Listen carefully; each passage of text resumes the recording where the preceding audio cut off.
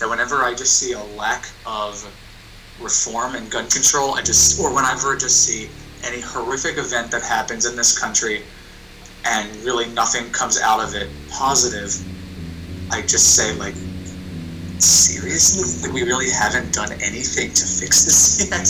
It's laughable to the point where nothing gets done after, in this country, we just have a horrific shooting after horrific shooting, and they just seem to continuously happen, and it's pretty atrocious. And so I figured that it would be really nice to kind of tackle that head on and see what would happen.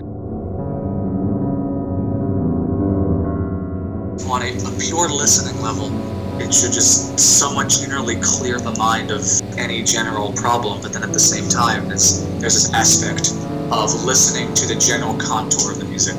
And the contour that I kind of mapped out as I was writing it was to kind of mirror how we as a society, and especially as liberals within a divided society, how we continuously respond to every horrific event. And I feel like a piece like this becomes a reminder of this vicious cycle that we consistently partake in, and kind of like the pedal slam at the end should in theory be a wake-up call saying this cycle needs to stop.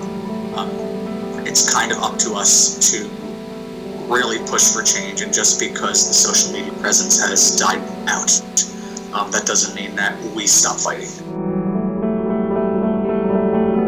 So We Are comes from a quote from Emma Gonzalez, she survived the Stoneman Douglas shooting, and she has been one of the most active students from there, really pushing for change.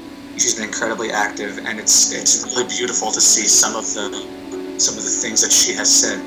One of her quotes kind of emphasized this idea of we are, and that really was captivating to me because it just kind of talks about this general idea of the present. But then also, while it talks specifically about the present, it kind of evokes this image of the future, of saying that we are fighting for this to change in the future.